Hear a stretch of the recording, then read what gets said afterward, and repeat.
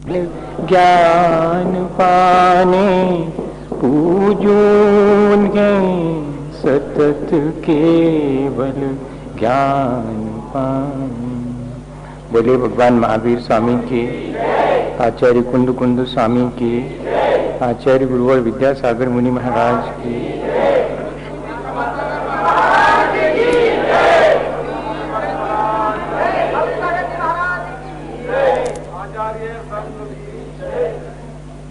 हम सभी लोग विचारों की दृढ़ता और स्थिरता के लिए 12 भावनाओं का चिंतन कर रहे हैं।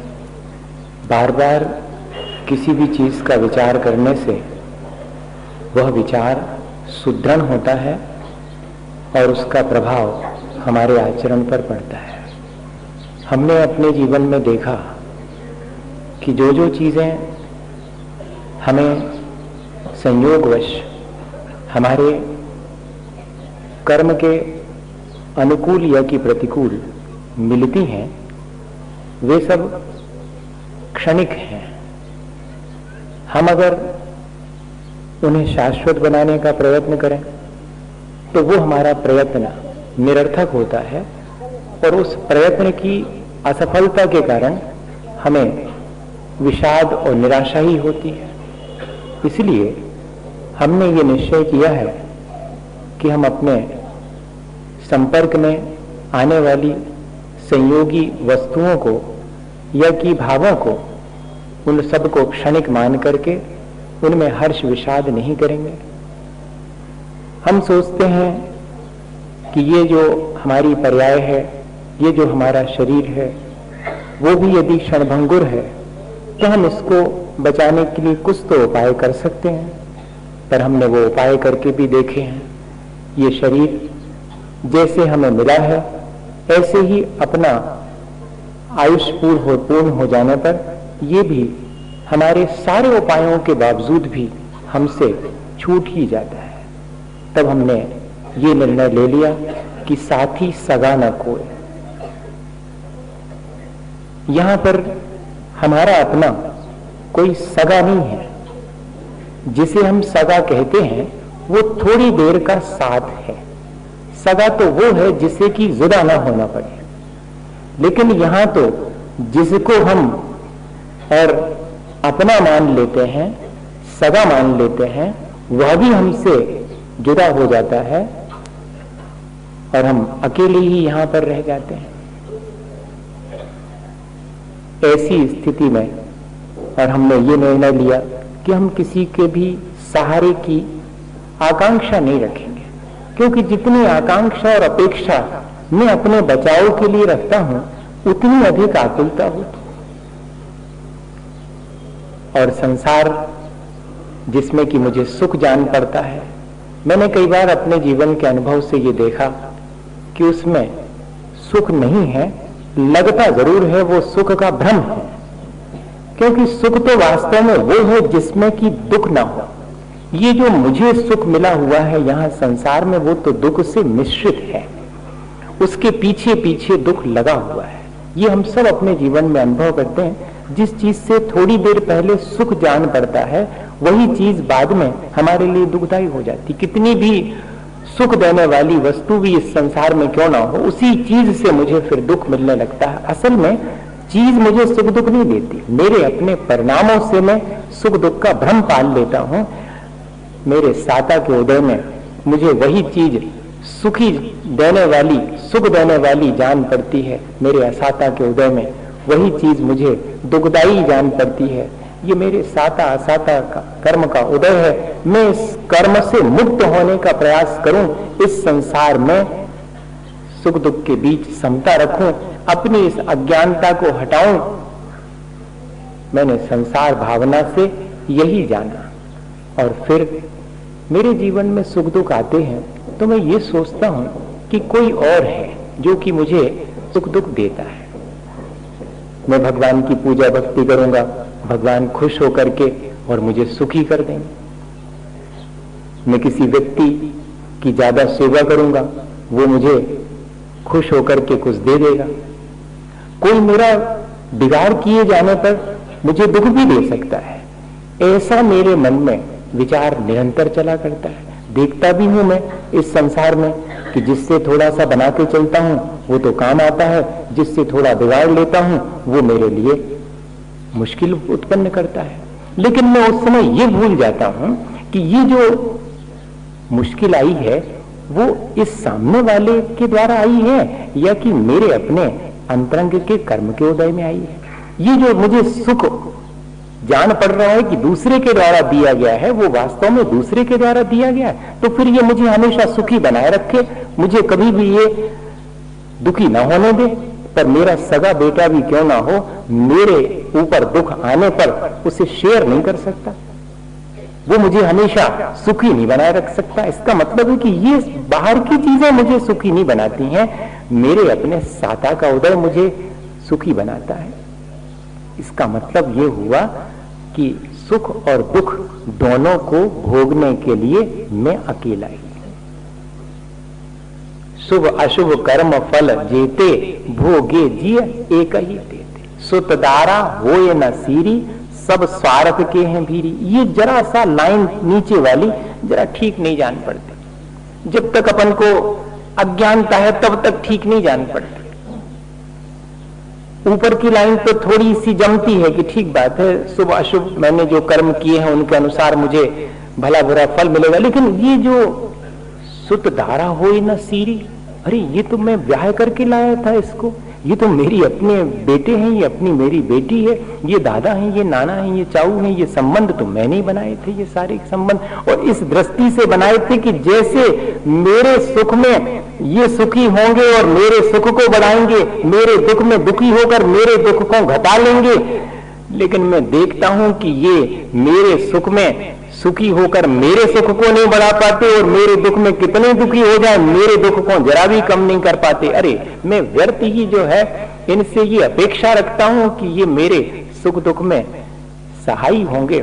नहीं, सुख दुख तो मुझे अपने अकेले ही भोगना पड़ेंगे। मेरे शुभ अशुभ कर्मों का फल भोगने के लिए यहाँ मैं अकेला हूँ, ये अनुभूति हमारे भीतर निरंतर बनी रहे तो इससे क्या होगा? न किसी से अपेक्षा होगी, न किसी से गिला शिकवा और शिकायत होगी। जिंदगी हो गई, हमने अपने भैया को सब कछु करो, लड़का को कितनों हमने करो, भैया को पढ़वे लाखों रुपया में हमने पढ़वाओ और करो। अब देखो सुबह बोल अच्छा लग तक नहीं है, हमारी बहू आई है सुबह भी ऐसी आई है कि कछु हम करते ही नहीं है। अब लो, अब ये जो अपने मन में विचार आया, वो विचार कहां से आया? वो विचार मेरी अपने श्रद्धान की कमी से आया। अगर मैं विचारवान हूं, अगर मैं इस भावना का निरंतर विचार करता हूं तो फौरन जो है मेरे मन में क्या विचार आना चाहिए? करे ये सब मेरे सुख दुख में कारण बने तो बने, पर वास्तव में तो मेरे अपने शुभ अशुभ कर्म ही मेरे सुख दुख के कारण हैं। मैं व्यर्थ ही बाहर के लोगों में और अपना कारण ढूंढता हूं और बाह्य कारणों में मैं संक्लेश करता हूं या अहंकार करता हूं। मुझे ऐसे समय पर तो अपने जिन कर्मों से मुझे ये सुख दुख की अनुभूति हो रही है उन कर्मों को काटने का उपाय करना चाहिए, आगे संभल करके करों बांधना चाहिए। ये चीज अपने मन में और उत्पन्न हो जावे, इसी का नाम तो एकत्व भावना है भैया। अपने लिए निरंतर संयोग बहुत मिलते हैं, चाहे वे सुख के संयोग हो, चाहे वे दुख के संयोग हो, चाहे मित्र का संयोग हो, चाहे शत्रु का संयोग हो। ये संयोग हमेशा मिलते हैं। मित्र के संयोग में सुखी होते हैं, शत्रु के संयोग में दुखी होते हैं, और शत्रु के वियोग में सुखी हो जाते और मित्र के वियोग में दुखी हो जाते। सुख और दुख की पाली बदलती है, बाकी तो सुख दुख तो लगे हुए हैं। किसी के संयोग में सुख होता तो किसी के वियोग में सुख होता है। बताइए, ये संयोग वियोग दोनों ही मेरे लिए सुख उत्पन्न करने वाले और संयोग वियोग दोनों ही मेरे लिए दुख उत्पन्न करने वाले, ऐसा मुझे जान पड़ता है। लेकिन वास्तव में मेरे अंतरंग के जो शुभ अशुभ कर्म हैं वही इसमें कारण बनते हैं। ऐसा अगर अपने मन में धीरे धीरे करके और भाव उत्पन्न होने लगे तो ये एकत्व भावना आसानी से अपने जीवन को परिवर्तित करेगी। हमारी सबके बीच में रह करके भी दृष्टि बदल जाएगी, सबके बीच में रह करके, और अपना आत्मबल बढ़ाने के लिए है एकत्व भावना। ये तो विचार कर लिया, इससे क्या होगा? इससे हमारा आत्मबल बढ़ेगा, स्वावलंबी बनने की प्रक्रिया शुरू होगी और दूसरे पर अपने कर्मों का बोझा डालने का मन नहीं होगा। अपना बोझा खुद कम करने के लिए उपाय करने का मन हो। अभी तो काम बिगड़ जाने पर उसकी सारी जिम्मेदारी दूसरे के मत्थे डालकर हम उससे सोचते कि मुक्त हो जाएंगे, लेकिन अब जरा सी दृष्टि बदल जाने से मेरे बिगड़े हुए काम के लिए मैं अपने को जिम्मेदार मानता हूं और उस काम को स्वयं संभाल लेता हूं। अर्थात मेरे अपने अशुभ असाता कर्मों को मैं स्वयं भोगूं और समता पूर्वक भोगूं तो आगे के लिए वो असाता मेरी क्षीण होती चली जाती है। ऐसा भाव अपने आप उत्पन्न होगा तो आत्मबल बढ़ेगा। ये स्वावलंबी बनने और आत्मबल बढ़ाने के लिए सबसे अच्छा आसान सा उपाय है। इतनी पराधीनता आज अपन की है, विचार करें तो जरा जरा सी चीजों में सुबह से शाम तक जितनी पराधीनता है उतना ही संक्लेश है।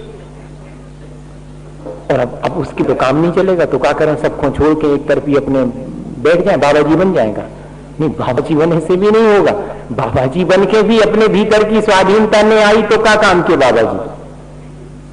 स्वाधीनता तो अपने ही जीवन में लाना पड़ेगी, अपने ही परिणामों में। स्वाधीनता का मतलब क्या है? यही है कि अपने कर्मों का कर्ता भोक्ता स्वामी मैं स्वयं हूं, दूसरे के मत्थे न डालो। अपने शुभ अशुभ कर्मों का कर्ता भोक्ता स्वामी मैं स्वयं हूं। इनने बिगाड़ दो, उनने अच्छो कर दो, जो ने अच्छो कर दो सुबह हमारे हो गए, जो उनने बिगाड़ दो सुबह पराये हो गए। अब ले ये खेल तो दिन भर चलता अपने पराये का, उसके अलावा और कौन सा खेल है बताइए? लेकिन हम इससे थोड़ा सा ऊपर उठें, सब हमारे अपने हैं। हो सकता है ऐसा? क्यों नहीं हो सकता है?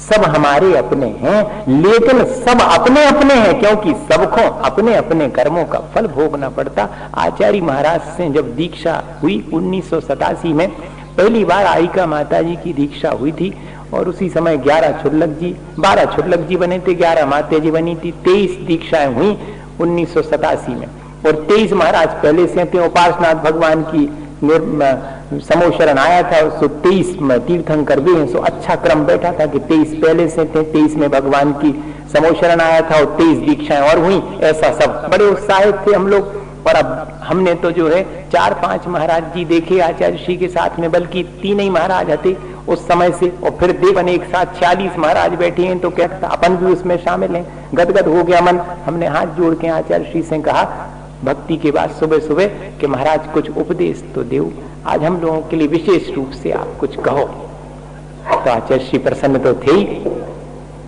प्रसन्नता किस बात की है कि हमारे शिष्यों की संख्या बढ़ गई, इसमें प्रसन्नता है? ये भैया ऐसा नहीं समझना। प्रसन्नता इस बात की है कि जे पता नहीं संसार अपना बढ़ाते सो इतने जीव मोक्ष मार्ग पर लग गए, इस बात की प्रसन्नता है। मोक्ष मार्ग पे लगते देख करके जान करके प्रसन्नता होना नहीं, हमारे अनुसार चल रहे से हम प्रसन्न हैं, तो जो तो संसार ही होगा और कछु नहीं। हाँ जी बहुत दृष्टि का ही फर्क है और कुछ नहीं है। उनको प्रसन्नता थी कि चलो इस तरह से ये सब जीव मोक्ष मार्ग पर लग गए हैं और अपना अपना कल्याण कर जाएंगे। मैं तो निमित्त हूँ। कई बार आचार्य श्री यही चीज कहते हैं कि भाई मैं तो सिर्फ निमित्त हूँ, बाकी आप अपने कल्याण के लिए स्वयं जिम्मेदार हैं। आप करो तो और नहीं करो तो आप अपने परिणाम स्वयं संभालो। अब आचार्य श्री ने 2 बातें कही और बहुत छोटी सी बात थी, आज वो बात एकदम स्मरण में आ गई।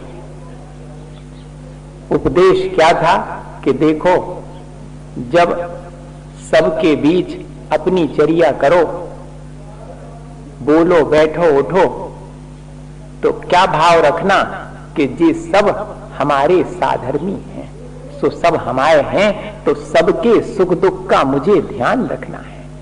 किसी के भी दुख में मैं निमित्त ना बनूं, सुख में कोई अपना निमित्त बनावे तो बनावे, लेकिन मैं किसी के दुख में निमित्त ना बनूं। जिसकी जितनी भी सेवा हो सके सो मैं करूं। जी हो गया। और फिर सुनो, इतना ही नहीं है, जब सामायिक में बैठो तो विचार करना कि कोई किसी का नहीं है, सबको अपने अपने कर्मों का फल स्वयं भोगना पड़ेगा। देखो, एक हो गया व्यवहार जिसमें कि हम ऐसी अपनी चर्या करें, ऐसे सबके बीच उठे बैठे बोलें बात करें जिसमें कि अपनापन झलके, और जब स्वस्थ होकर के आत्मा में लीन होवे तो अत्यंत स्वावलंबी और कोई किसी का नहीं है, यहाँ पर ऐसा भाव रख करके और अपने कर्मों की निर्जरा का उपाय करें, अपने सुख दुख के लिए अपने शुभ अशुभ कर्मों को ही निमित्त माने। कितने आसानी से निश्चय और व्यवहार दोनों की दृष्टि आचार्य महाराज ने इतनी आसानी से दे दी। यही एकत्व भावना है। एकत्व भावना की मायने ये नहीं है कि सबसे अलग थलग छिटक के एक तरफ ही खड़े हो गए, सो हो गए भैया होशियार, एकत्व भावना हो गई। हाँ, सबके बीच में रह करके भी अपने कर्मों का स्वामी तो मैं हूं, अपने शुभ अशुभ कर्मों के उदय से मैं सुख दुख पाता हूं, किसी को जिम्मेदार नहीं ठहराता हूं, न किसी से शिकायत करता हूं। ये भाव अपने भीतर बना रहे तो अपन जहां भी हैं वहीं पर ये एकाकी पने का भाव बना रह सकता है। ये एकत्व भावना अपने भीतर बनी रह सकती है।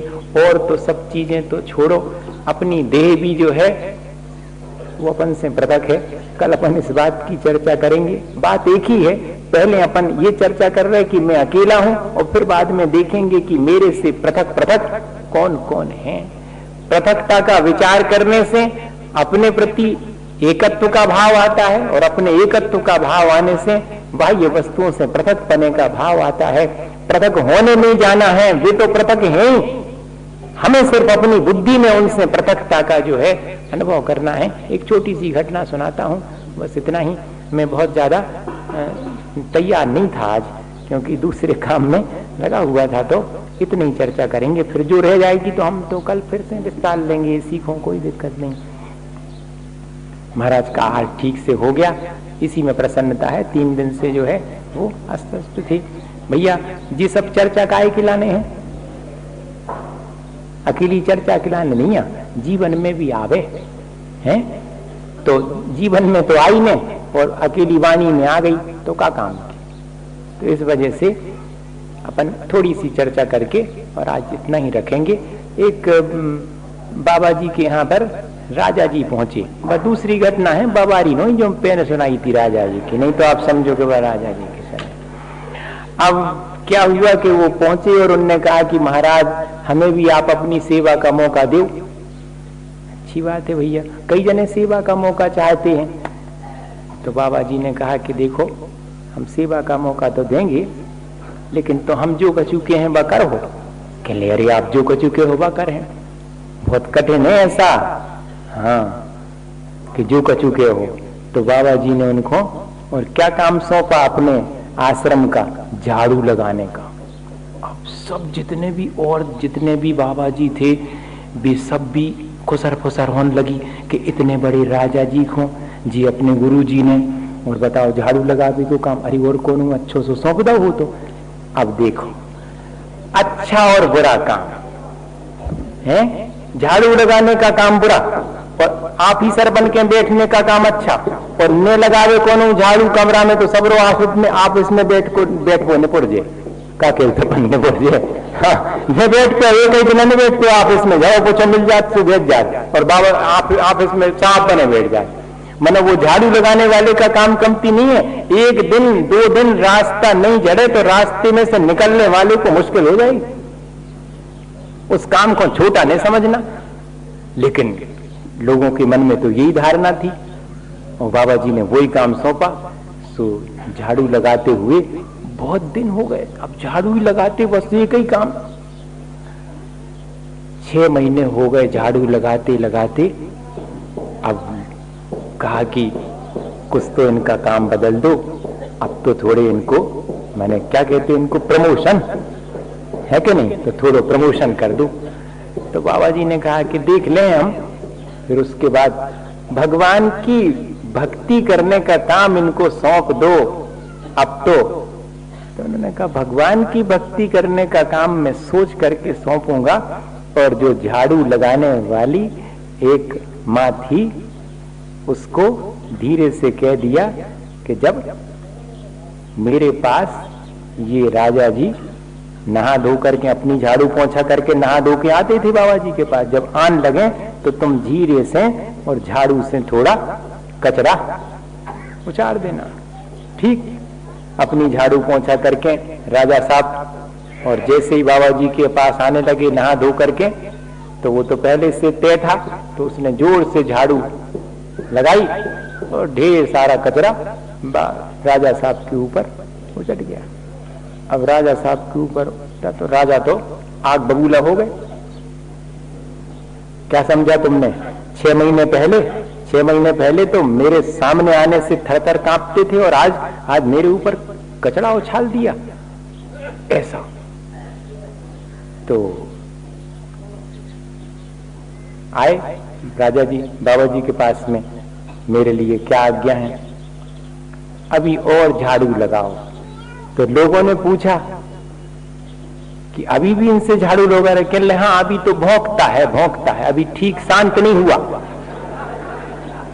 हाँ अब देखो अब जो है 6 महीने और हो गए। तो 6 महीने के बाद फिर से जब नहा धो के आ रहे थे, तो फिर अब की बार तो इतना ही कहा कि जोर से मत करना, तुम तो अकेली धीरे से झाड़ू छू जाए बस, कचरा मत उछालना, झाड़ू झाड़ते झाड़ते छू जाए बस। तो अब की बार ऐसा ही हुआ। राजा साहब नहा धो के बाबा जी के पास आ रहे थे तो झाड़ू छू गई। तो अब की बार बोला तो कुछ नहीं, लेकिन आंखें ऐसी दिखाई गुस्सा में, दिखा के बते हैं तो गड़बड़ हो जाए है कि नहीं। तो अब जब बाबा जी के पास आए तो बाबा जी ने कहा कि अभी तो और बेल लगेगी, अभी समय है। लोगों ने पूछा कि अब तो बढ़िया हो गया? कि नहीं अभी तो आंख दिखाता, आंख अभी तो भौंकना बंद तो हो गया, लेकिन अभी आंख तो दिखाता है। और फिर जब तीसरी बार 6 महीने के बाद और जब राजा नहा धो करके आता है, वो भी ऐसा नहीं था कि न हुए समझदार, अपने शुभ अशुभ कर्मों का अपने को कर्ता मानना और पर को दोष न देना, ये प्रवृत्ति छोड़ना आसान नहीं है भैया। अच्छे लोग जो है इस कचरे को फेंक नहीं पाते, झाड़ू कितने ही लगा ले में बाहर, वास्तव में झाड़ू पहुंचा तो भीतर के अपने परिणामों को लगाने का है। अब की बार पूरी भरी टोकनी उसके ऊपर उलट देना, ऐसा बाबा जी ने कहा था। सो पूरी कचरे से भरी टोकनी नहाए धोए राजा जी के ऊपर जैसे ही डाली, राजा जी ने अत्यंत प्रेम पूर्वक और डालने वाले को देखा और कहा कि आपका बहुत बहुत धन्यवाद। ऐसा जैसे ही कहा तो कहते हैं कि अब तो राजा को बाबा जी के पास पहुंचने की जरूरत नहीं पड़ी, दूर बैठे बाबा जी स्वयं उठ करके आए और राजा साहब को गले लगा लिया कि अब तुम जो है भगवान की भक्ति के योग हो गए, अब तुम्हें मैं कोई आगे मोक्ष मार्ग पर बढ़ाने के लिए और आशीर्वाद दे सकता हूं, क्योंकि अब तुम्हारे भीतर अपने शुभ अशुभ कर्मों को स्वयं भोगने का साहस आ गया, तुम्हारा आत्म बल बढ़ गया है। अब समता भाव तुम्हारे भीतर धीरे धीरे आने लगा है। ये एकाकी पने का भाव हमारे जीवन में समता लाता है, हमारे आत्मबल को बढ़ाता है, हमें स्वावलंबी बनाता है, हमें संसार में जो निमित्त हैं हर्ष विषाद के, उनके बीच भी और आसानी से अपना जीवन जीने का साहस देता है। ऐसी ये एकत्व भावना अपन भाएं और अपने परिणाम संभालें, यही अपना उद्देश्य है भाई। इसी भावना के साथ बोलिए आचार्य गुरुवर विद्यासागर में जो निमित्त हैं हर्ष विषाद के, उनके बीच भी और आसानी से अपना जीवन जीने का साहस देता है। ऐसी ये एकत्व भावना अपन भाएं और अपने परिणाम संभालें, यही अपना उद्देश्य है भाई। इसी भावना के साथ बोलिए आचार्य गुरुवर विद्यासागर